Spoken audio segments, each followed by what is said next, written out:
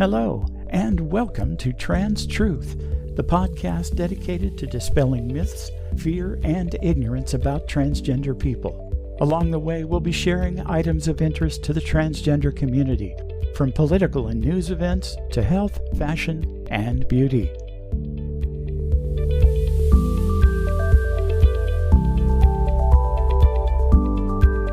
And now, let's have a look at some news items that should be of interest to our listeners.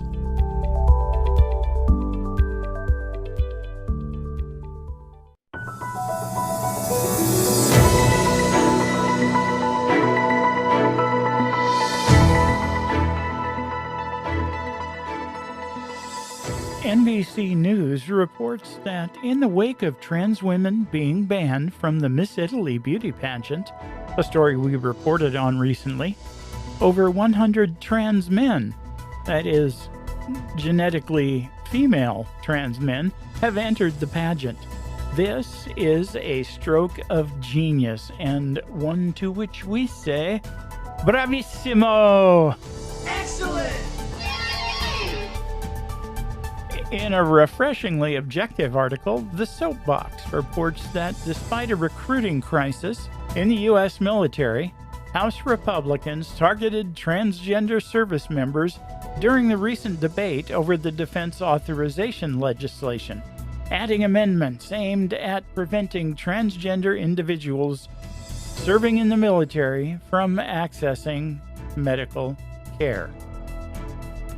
They, and by they I mean Republican legislators in general, and Senator Tommy Tuberville of Alabama in particular, are also holding up promotions of senior officers to win points on this and other social issues. For the party that claims unwavering support for the military, this is a bit puzzling until one realizes that the Republican Party has no spine and certainly no principle when it comes right down to it.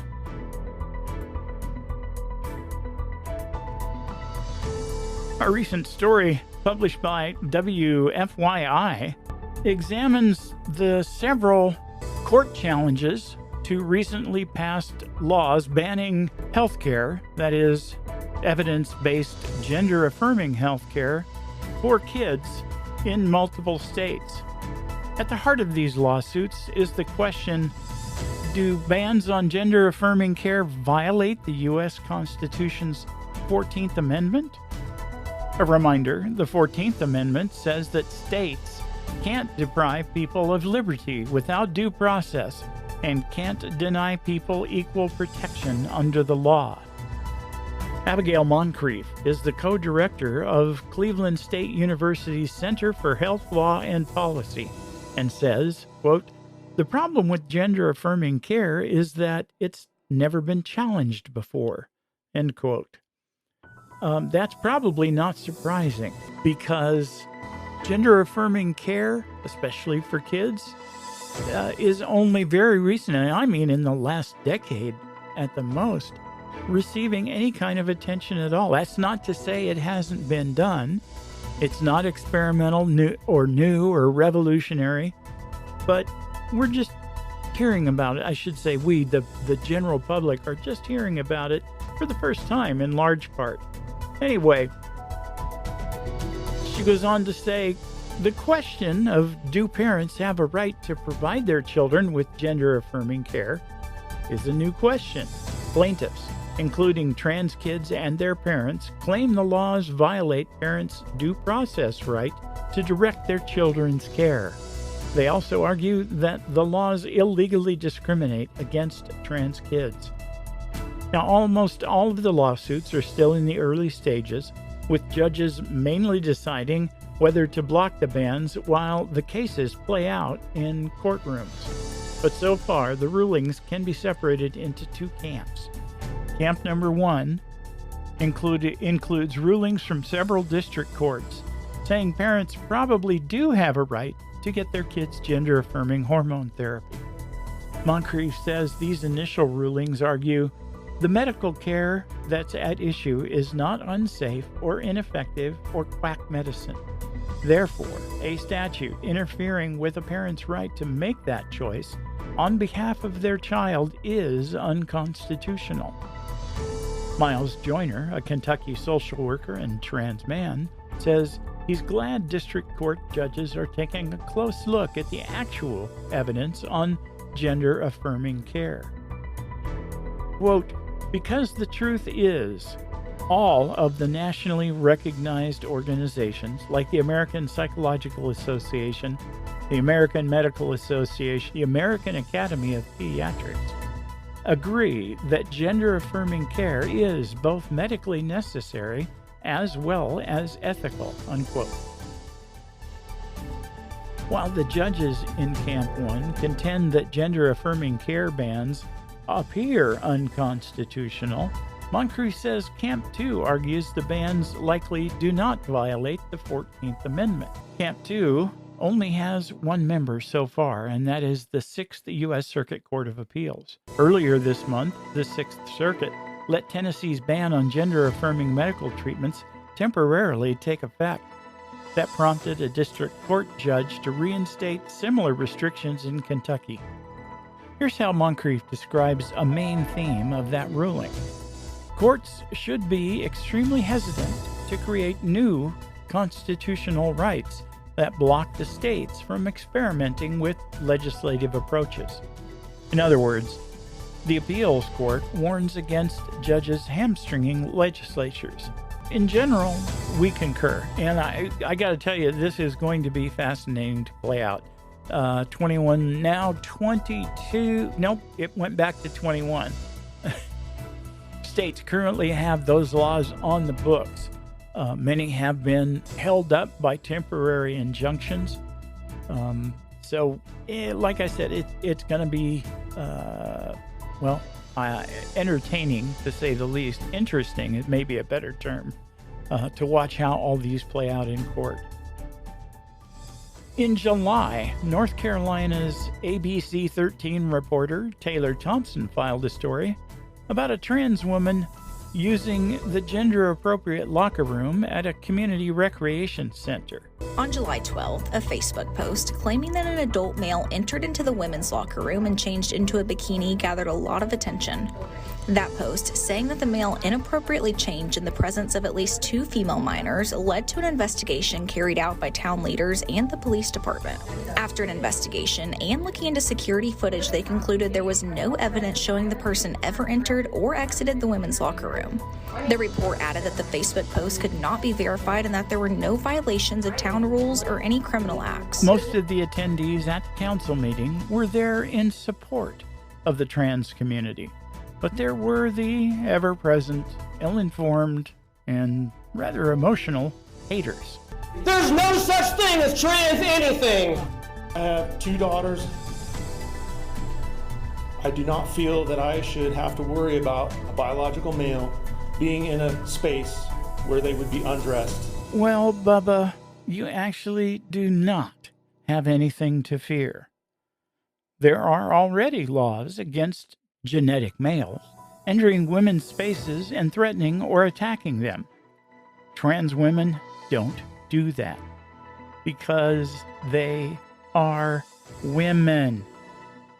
By the way, in the U.S., there has never been a single successful prosecution of a trans woman for attacking other women in locker rooms or restrooms. Resident Chelsea White pointed out the irony in seeing made-up offenses like this one displacing the righteous outrage for actual offenses against women. This is yet another undesirable follow-on effect of the right's campaign of lies and fear-mongering. Trans Truth would like to commend the council and the community for not just having the integrity to investigate and show the complaints as unfounded, but to take positive action. And at the end of public comment, town council members unanimously voted on 2 motions. One motion to ensure they all stand in full support of the LGBTQ community, and another motion to look into their policies to ensure that none of their facilities discriminate against anyone on the basis of gender identity or sexual orientation. This, in a nutshell, is what it boils down to. The misconception reinforced endlessly and deliberately by the GOP and other right-wing hate groups, that transgender people are somehow dangerous to women and children. And finally, reality TV star and fake Christian Dwayne Chapman, aka Dog the Bounty Hunter, recently went on a homophobic and transphobic rant in an interview this week. You have to hear it, because I can't do justice to the level of ignorance and reckless hate-mongering in his rant. Get that punk down, rebuke Satan out of him, and just give him a couple black eyes. But that's exactly, and I mean that. If I ever see him, I'm dropping him. In more ways than Want to drop him in the Holy Ghost. Yeah. Yeah, I guess that's some funny stuff right there. Jesus, we should note, is famous for accepting and showing love for everyone. So it would appear that, like so many so-called Christians, Chapman didn't get that memo. Anyway, now after both his daughters have publicly denounced him, Chapman is saying he wasn't serious. I believe him.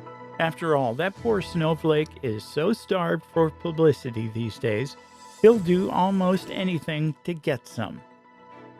Hey, it worked for Ted Nugent and Kid Rock after all.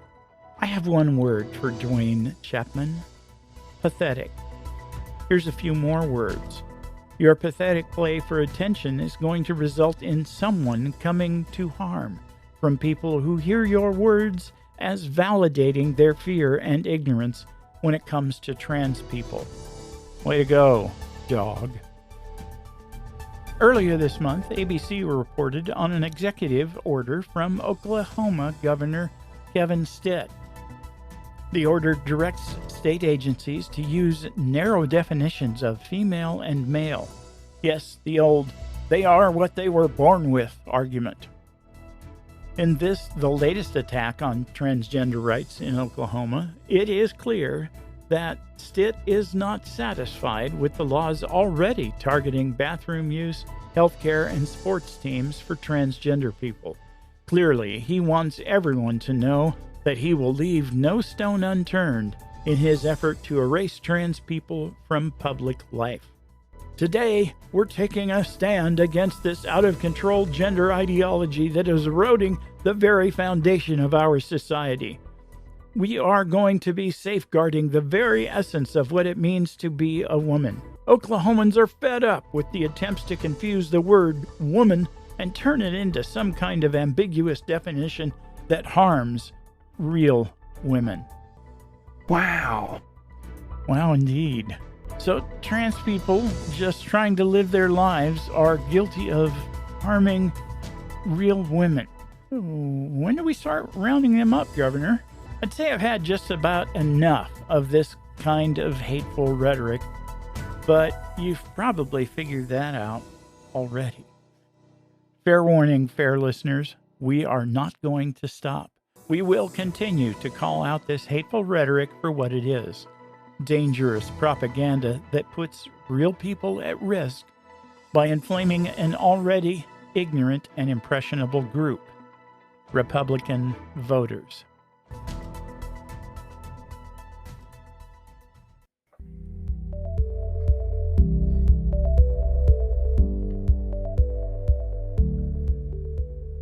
Well, hello again, and welcome back to Trans Truth. I am your host, Kelly, and I am joined as almost always by...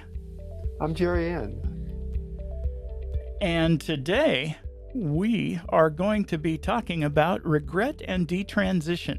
But before we do, I have some news that I'm proud of. We are now international.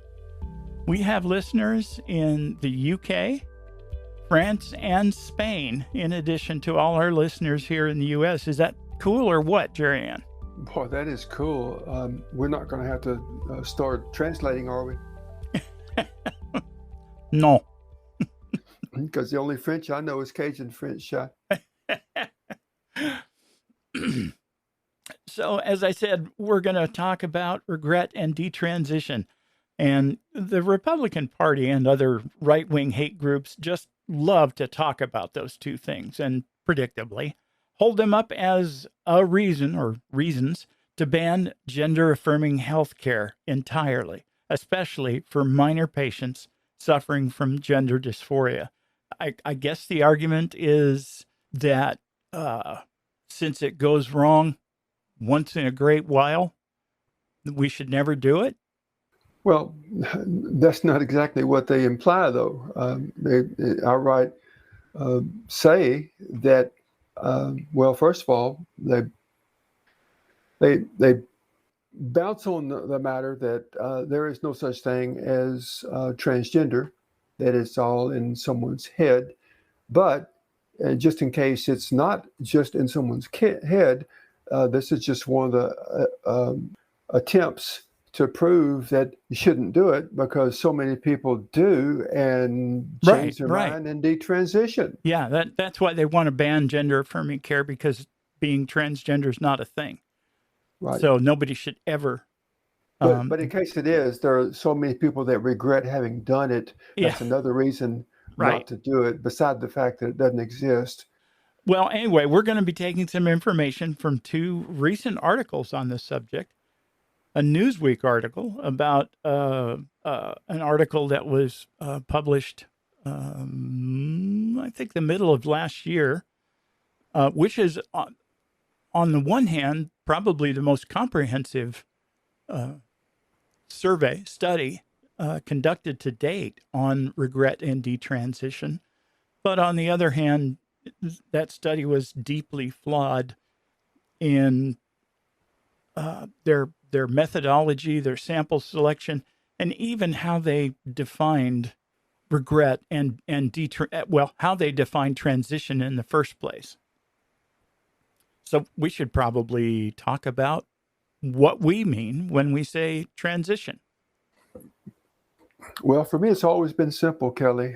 Transition means to transition, move from life as, for example, a male to a life as a female, because you identify as female and not male.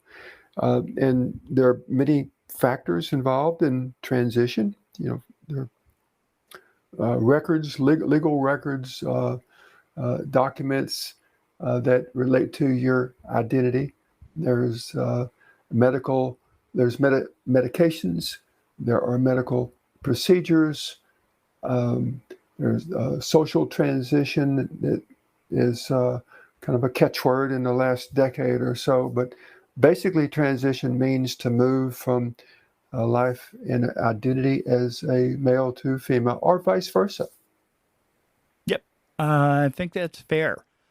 Alas, there is not a common accepted lexicon on the terms and labels we deal with, and a lot of people, like you said, break it out to things like social transition and medical transition, and break that up even more with surgical transition. And our position is that transition is how you live your life, how you identify and how you live.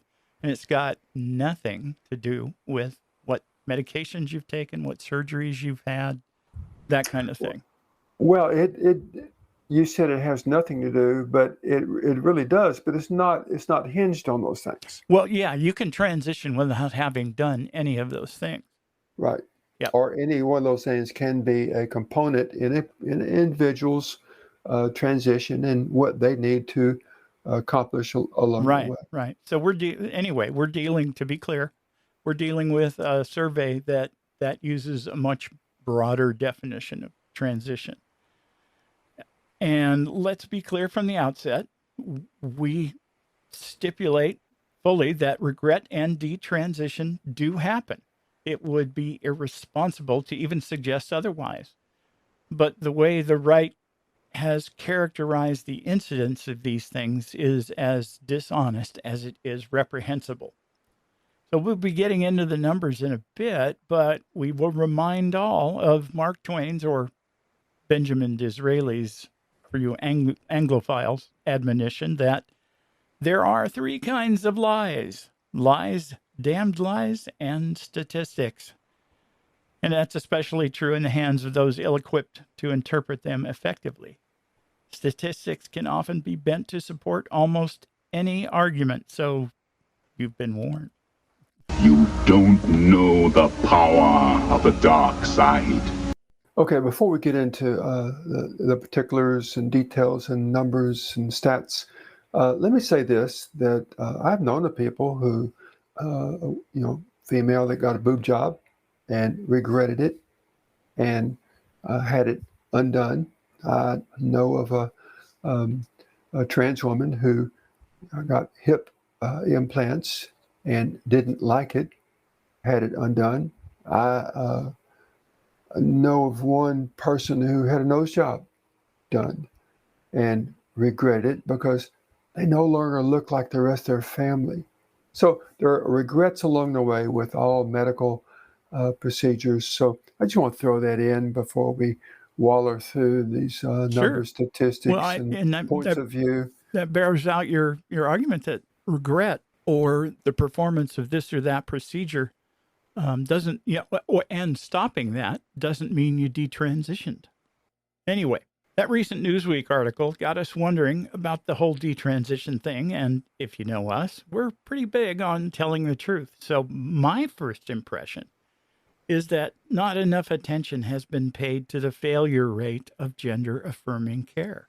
There are precious few studies on the problem, and none of them seem to agree on things like causes, let alone actual numbers. So again, let me be clear. This is not to say that the problem is anything like the right wingnuts would like you to believe.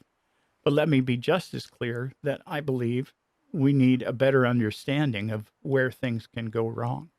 Early on in that Newsweek article, they mentioned a 2022 study by the International Journal of Transgender Health.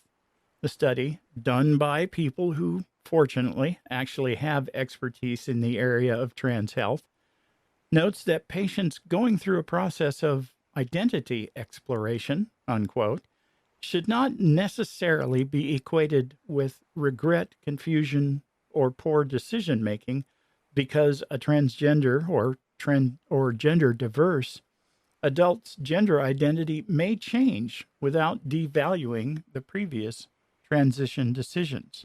Clarifying again that we're talking about decisions like HRT, surgery, that kind of thing. I don't know about you, Jerry, but there's a lot to unpack in that last few sentences. My gosh, I'm still trying to figure out what you just said, Kelly. Okay, so where do we start? Well, let's just keep forging ahead. We should note here that the study also recommends that irreversible gender-affirming treatments should be avoided until clarity is reached in that exploration process. Geez, you think? I think, I tell you what, I have made a lot of people angry at my insistence that if you have a choice, don't choose transition. Yeah. Think about it. If you have a choice, do not choose transition. There's, in terms of the way we have defined it a few minutes ago, because there's nothing easy about it. Yeah. And if all goes well, then you're still going to be hated by a good number of people and legislated against. Yeah. So I think we're zeroing in on a theme here that we've been saying, pretty much all along in our series of podcasts, is that this is, the decision to transition, and more specifically to pursue any kind of medical care, be that reversible or irreversible, is fraught with not insignificant risk and should not be undertaken until you're really damn sure. I guess that my main objection to the study's approach is that there loose definitions of transition and detransition. They appear to be considering any kind of medical intervention, such as HRT, puberty blockers, or surgery, as transition. We don't, but in the context of talking about this study, that's that's how we'll be referring to the term or defining the term transition. So given that, and based on what we see in the popular online forum we frequent, I'd be more inclined to believe that the 13% who were documented as, quote, detransitioned is accurate. In other words, a non-binary person who dabbles with a microdose of estrogen and then stops has detransitioned in their definition. Can we stipulate to that?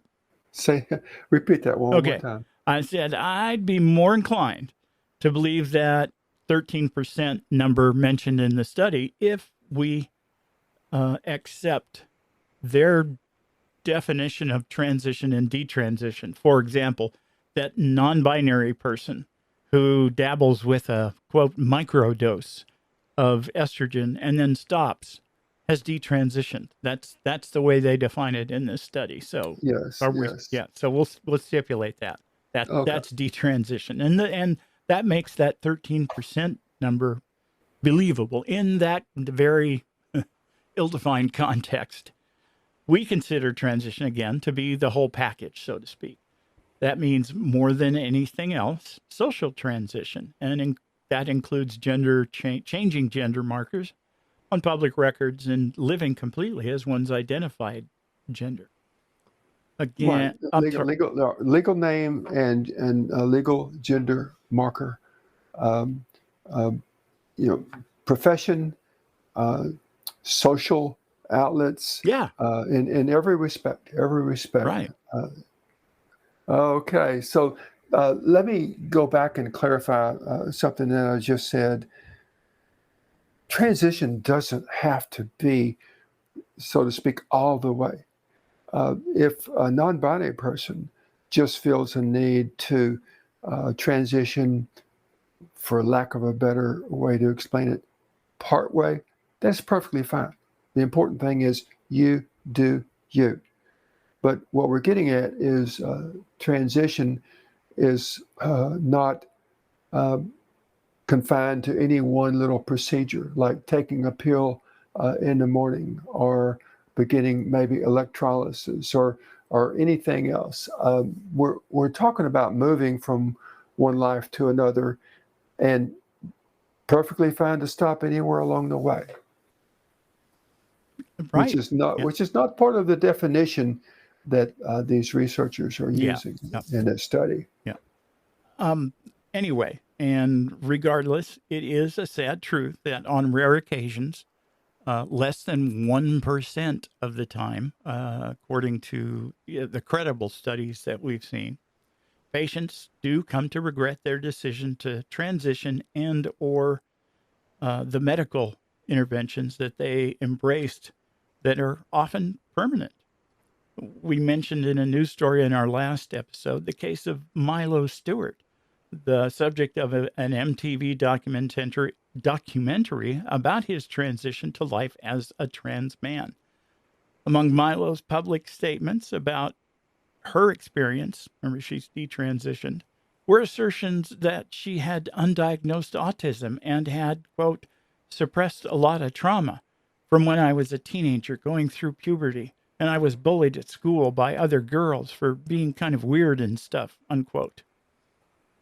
She goes on to say, I think I was misguided. I think I was rushed into treatment before I explored all possible avenues of my feelings, unquote.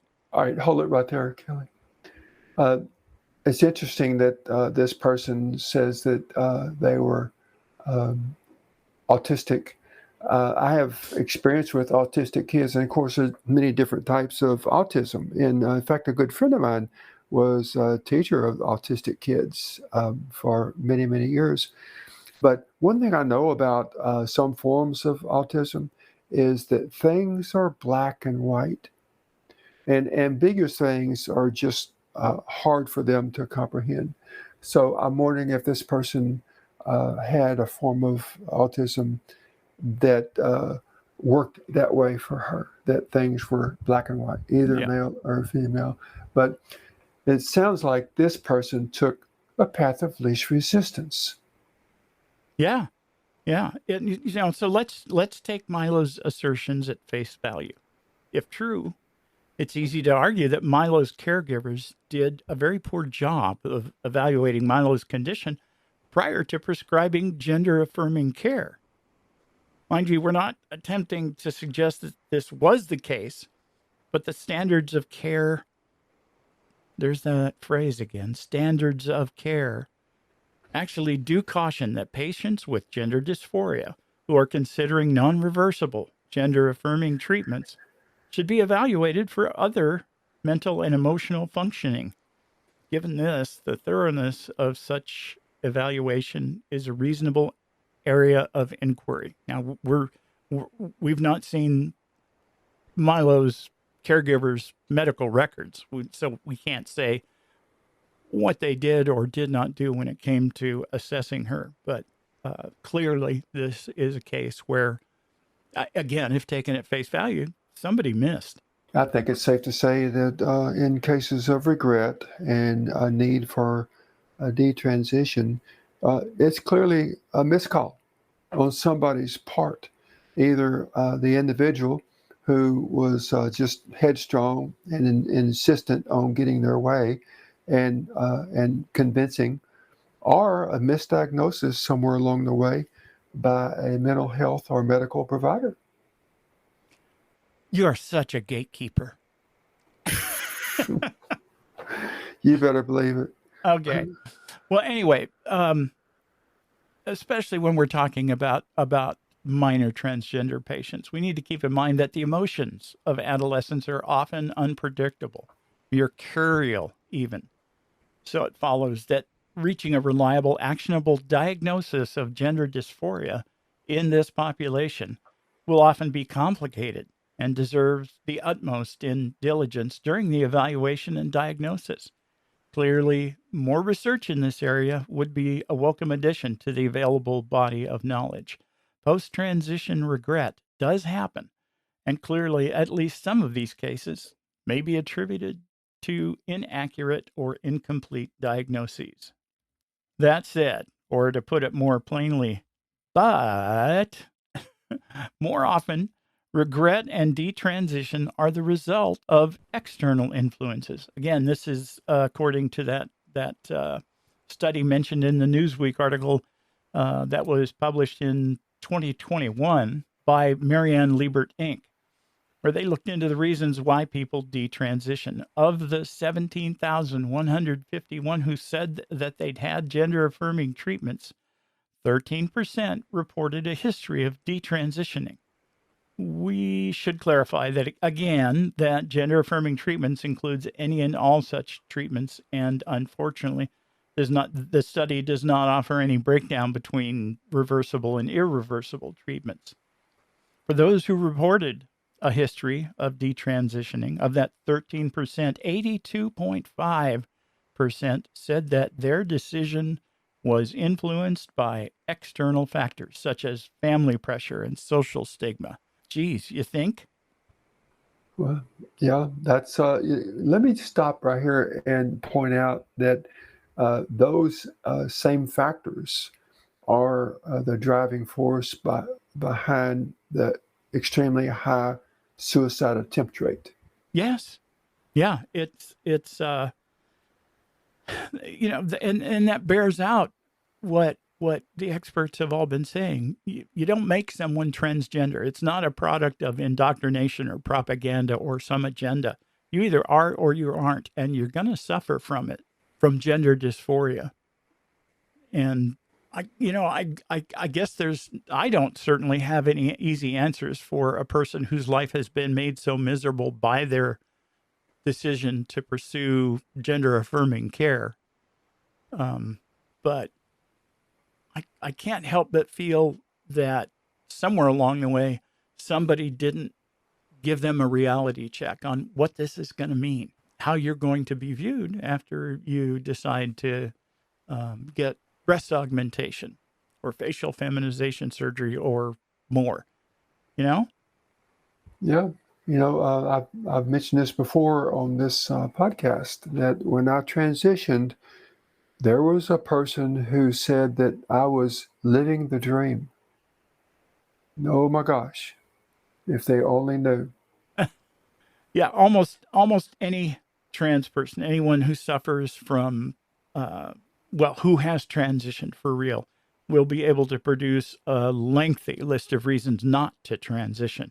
The negative experiences are as numerous as they are predictable. Loss of family, including wrecked marriages, is common. Loss of friends, even more so. A number of our transgender friends live in fear for their physical safety. Whether or not that fear is legitimate is subject to debate, but it's accurate to say that public attitudes are less accommodating than they were only a year ago. The impact on careers and income is often very negative. Recent studies mentioned in the AP article that we've also linked in the show notes suggest that the rates of regret have actually declined over the years as patient selection and treatment methods have improved. A 2021 review of 27 different studies involving 8,000 teens and adults who'd had gender affirming surgery found a regret rate of 1%.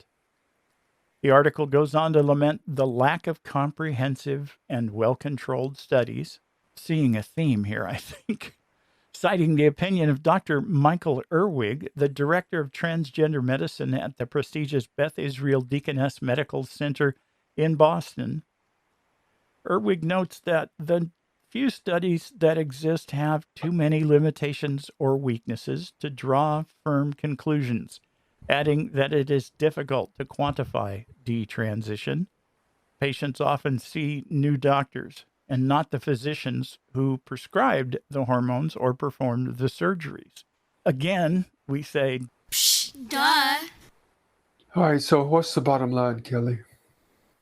well, there's more than one. I hope that we've established that we clearly acknowledge that detransition and regret does happen. It's not okay when the diagnosis is inappropriate, let alone the prescribed care. So more work needs to be done in the area of diagnosis and qualifying for gender affirming care. On the other hand, we absolutely do not want to are not arguing for gatekeeping for someone who is fully informed about the impacts of their decisions. That gets sticky, obviously, when we're talking about minor patients. But the general consensus is that reversible care is reasonable and appropriate because it's reversible, and that irreversible care should be reserved until the minor patient is at the age of consent, which legally varies from state to state. I'm okay with that. You? I am. And let me just restate something that we've alluded to and actually said. It's a dilemma. It really is a dilemma because the external pressures cause the high rate of suicide attempts, and it causes, evidently, detransitioning, at least to some extent. A great extent, according to this article, that calls anything and everything transition. But even in that very small percentage of people who get down the road and have regret and do transition, it's still because of outside do pressure. detransition? What did I say? Transition. I'm sorry. People who have transitioned but get down that road and decide to detransition, it's still going to be because of external pressures. It's how they fit in their particular world. Yeah. If they're a good fit, there's no need. So, okay, we've stipulated yet again that we're very clear that detransition does happen and the reasons for it. But let's bring some numbers in again. The studies that support gender affirming care cite a suicide rate of between 40 and 80%. And by suicide rate, we're defining it as suicidal ideation. in other words, just thinking about it, attempts and successful suicides, 40 to 80%. And that number is reduced dramatically with the provision of gender-affirming care. It's, as they say, literally life-saving. So suggesting that we should throw the baby out with the bathwater, in other words, withhold gender-affirming care from 99% of the patients who suffer from gender dysphoria because something less than 1% go on to regret their decision and detransition, makes no sense. There are precious few medical interventions that enjoy a 99% success rate. So that's my story, and I'm sticking to it. Okay. All right. I think it's fair to point out that this argument that focuses on detransition as as ammunition against the transgender issue, transgender population, transgenderism, if you will, is just part of the attack. That's just part of the pile of ammunition that is used against transgender people. There are many other arguments also, but it appears in every respect to have the singular purpose of rousing a voting base, because there are some of the other information, or let's say ammunition, are things like doctors mutilating children, for crying out loud. Now these are things used in the same context. Doctors mutilating children, drag queens grooming children to be transgender, just nonsense like that. But here is my position. If you need to transition, there's not a choice. Yeah, right. It's pretty simple. It's not easy, but it is that simple. If you need to transition, you have no choice. If you have a choice, take the choice. Yep. Because it's a tough road ahead. Yep. It's not to be experimented with. It's not to fulfill some fantasy or some fetish. If you are transgender, it's not a decision. You're born that way. Nice segue, Jerry Ann, into today's trans-truism. And that is, there are between 1.5 and 6.7 million transgender people in the U.S. That's 0.45 to 2% of the population. And that percentage has always been there. That we're seeing more and more of them, especially among younger people, is due to the increasing acceptance and understanding that, for decades, has kept many of us from even admitting to ourselves who we really are. I wonder how they got those numbers. Nobody counted me. Maybe from Nielsen. They just use a sample. I don't know. Well, I did do a Nielsen survey, believe it or not, just about a month ago. They paid me $5 for it, for completing their survey. But they didn't ask any questions about your gender, huh? I do not remember. I don't think they did. All right.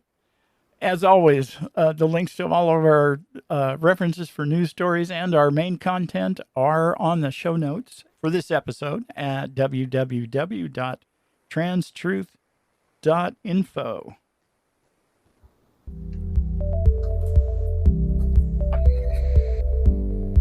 You have been listening to Trans Truth, the podcast that speaks the truth about what it means to be transgender.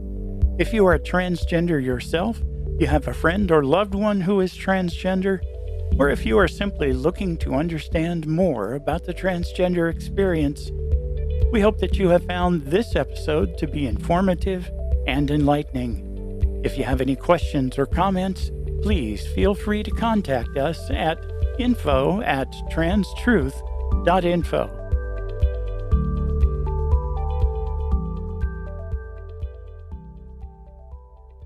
Copyright 2023 Trans Truth.